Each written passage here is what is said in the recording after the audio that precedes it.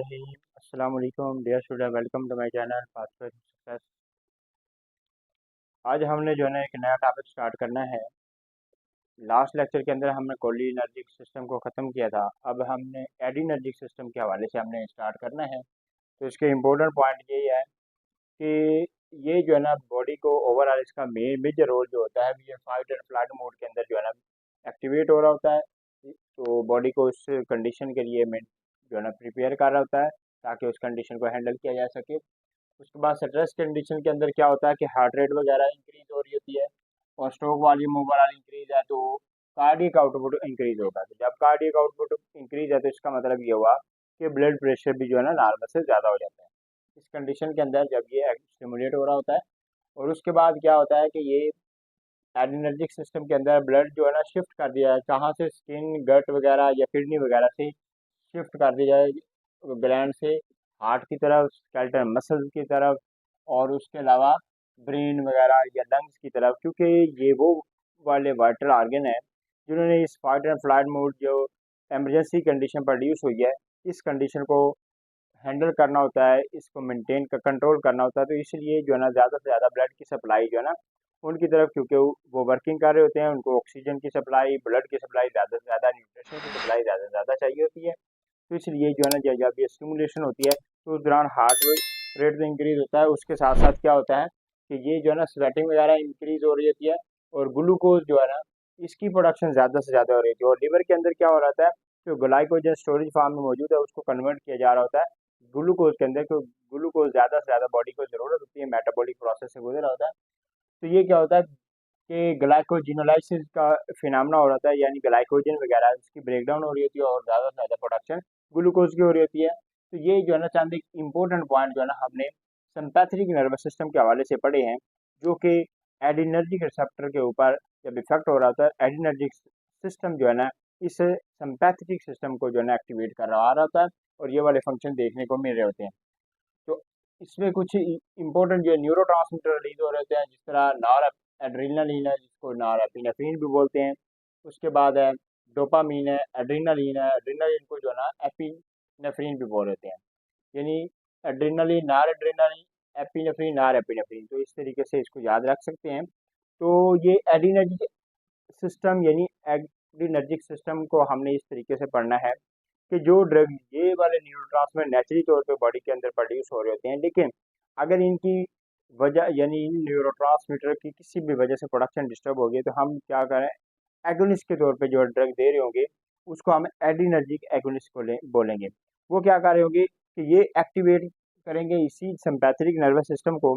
जब sympathetic nervous system को activate करेंगे कैसे, या तो उसके डायरेक्टली जो है ना इस इन्हीं रिसेप्टर के ऊपर जाके इफेक्ट होंगे और स्टिमुलेट करवा देंगे और न्यूरोट्रांसमीटर उसी जिस तरीके से काम कर रहे होते उसी तरीके से काम अपने फंक्शन परफॉर्म करेंगे।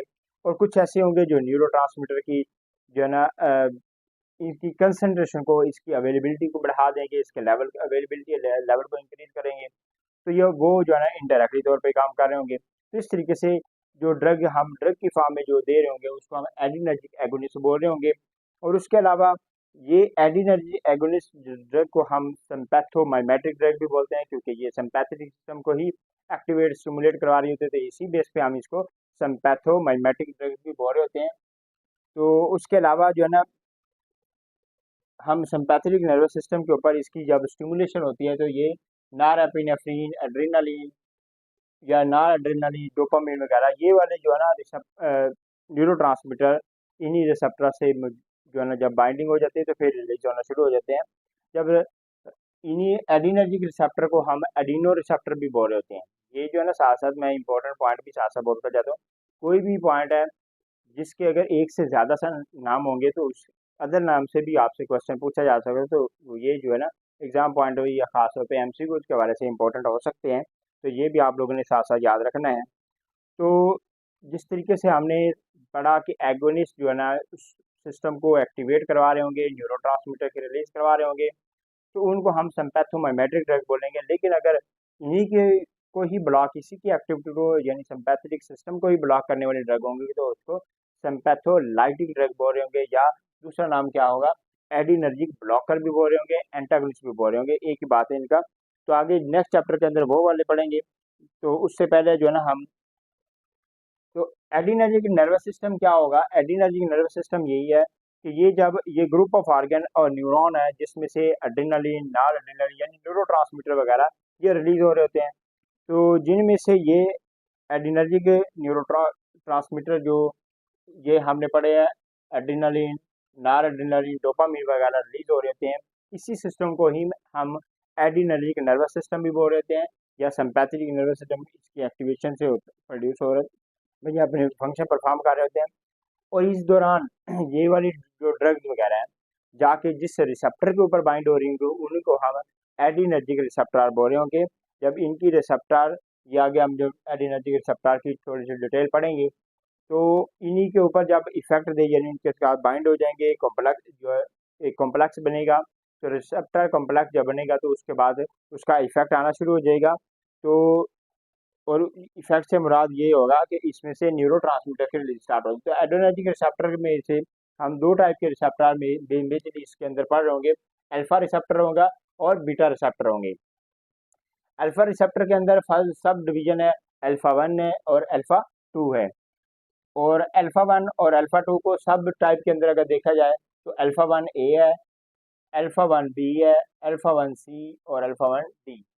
इसी तरीके से अगर हम अल्फा 2 को देख लें तो अल्फा 2 ए, अल्फा 2 बी और अल्फा 2 सी ये उसकी सब टाइप है। तो आप आगे जो है ना इसको देखने वाले होंगे कि स्पेसिफिक ड्रग जो है ना इनके जो स्पेसिफिक जो रिसेप्टर हैं उसके ऊपर जाके बाइंड हो रही होती है और अपना इफेक्ट दे रही होती है। उसके बाद है बीटा रिसेप्टर है, ये जो है ना बीटा 1 हो सकता, बीटा 1 है, 2 है और 3 है, ये इसके जो है ना सब टाइप हैं। उसके बाद डोपामीन क्योंकि न्यूरोट्रांसमीटर उसके अंदर D1 और D2 ये मेजर जो है ना हमारे पास दो तरह के रिसेप्टार मौजूद होते हैं। जब इन्हीं रिसेप्टार के ऊपर स्पेसिफिक रिसेप्टार के ऊपर जो भी ड्रग बाइंड हो रही होगी और उसके बाद एक्टिवेट करेगी, एक्टिवेशन सिंपैथेटिक नर्वस सिस्टम जब एक्टिवेट होगा तो फिर उसके रिलेटेड जो भी स्पेसिफिक न्यूरोट्रांसमीटर होगा वो रिलीज होना शुरू हो जाएगा, तो इस तरह से एक्शन आना शुरू हो जाता है। अच्छा, तो इसके बाद जो है ना हमने इनकी क्लासिफिकेशन बेसिकली पढ़ ली है। तो पहले हम जो है ना इसकी सिंथेसिस जिस तरीके से एसिटाइलकोलिन के केस के अंदर यानी कोलिनर्जिक रिसेप्टर को हमने देखा था उसी तरीके से यहाँ पे भी जो है ना इसके major effect major synthesis step हम देख लेते हैं कि वहाँ पे हमने कोलिन को और सोडियम को हमने रिएक्ट होते देखा। तो यहाँ पे टायरोसिन वगैरह, टायरोसिन सोडियम के साथ एक्टिवेट मतलब अटैचमेंट शो करेगी यानी इसके साथ रिएक्शन होगा तो डोपा के अंदर ये कन्वर्ट हो जाएगा। तो यह स्पेसिफिक एंजाइम की मौजूदगी में ये इसकी कन्वर्ट जरूरी होगी। उसके बाद डोपामीन से आगे डोपा से आगे डोपामीन के अंदर कन्वर्ट होगा। उसके बाद ये डोपामीन की फॉर्म में जो है ना क्या होगा, वेजिकल के अंदर स्टोरेज फार्म में चला जाएगा। जब स्टोरेज फार्म में चला जाएगा तो यहाँ पे ये जो है ना नार एपिनेफ्रीन के अंदर ये कन्वर्ट हो जाएगा। ये जो है ना शो कर रही है नार एपिनेफ्रीन को। तो नार एपिनेफ्रीन जब इसके अंदर ये स्टोरेज फार्म में चला जाएगा, जब स्पेसिफिक रिसेप्टर स्टिमुलस मिलेगा तो फिर इसका रिलीज स्टार्ट होगा।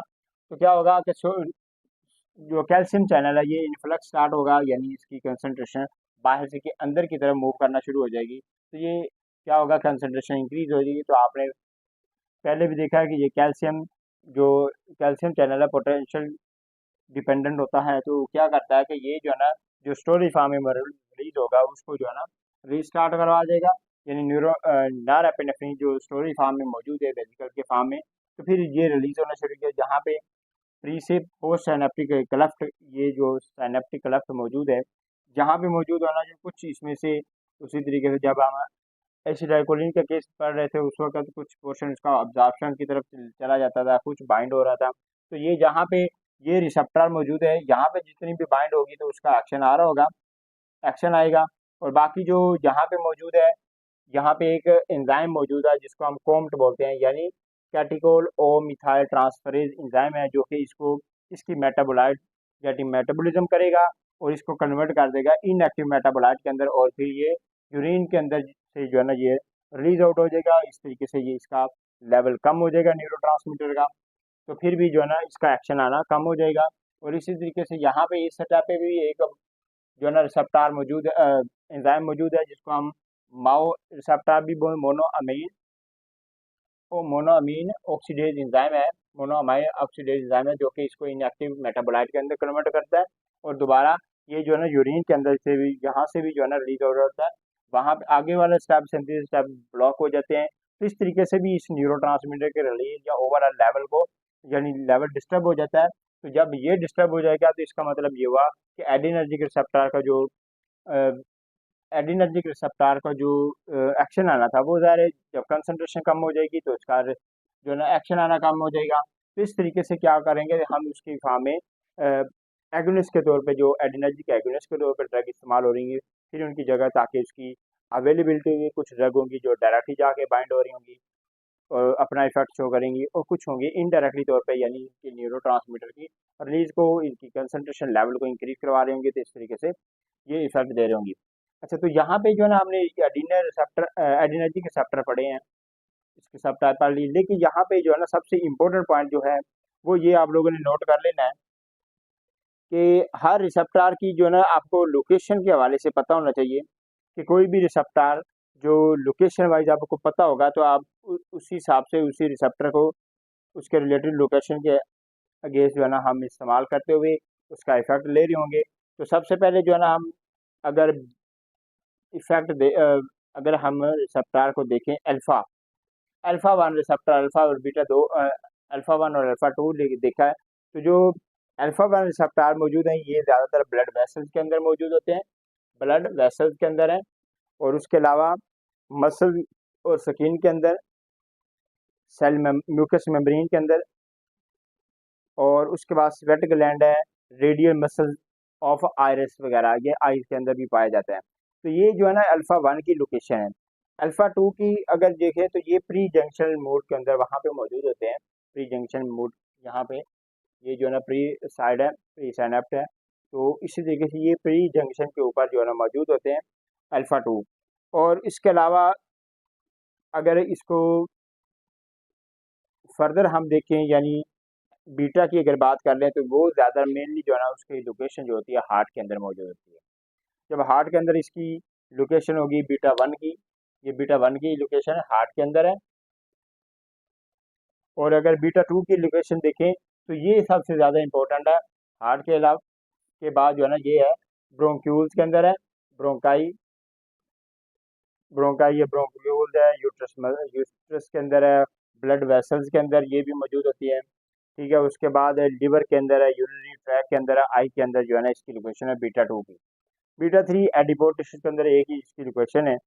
तो यहाँ तक जो है ना ये आप लोगों को इसकी इम्पोर्टेंट यानी लोकेशन के हवाले से आपको बता दिया है।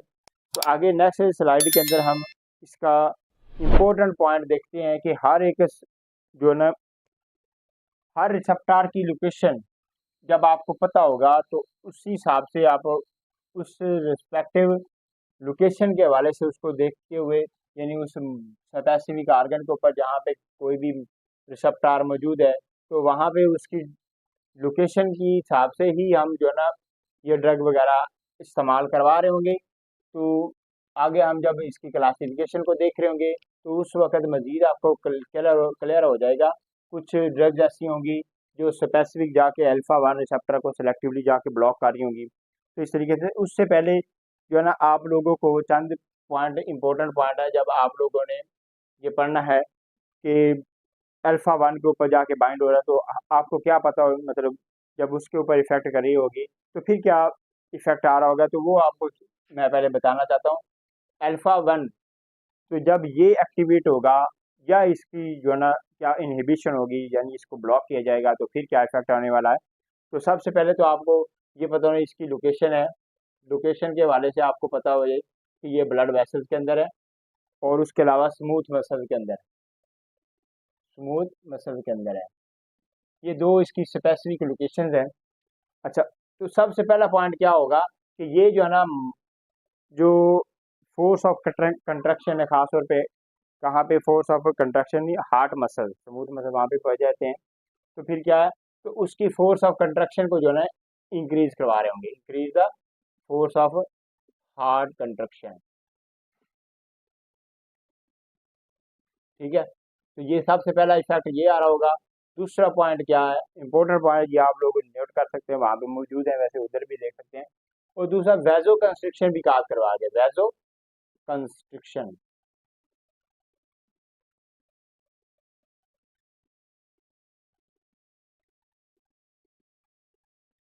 कंस्ट्रिक्शन ये करवा दो। जब वैजो कंस्ट्रिक्शन हो गया इसका मतलब क्या होगा, ब्लड प्रेशर भी इंक्रीज हो रहा होगा।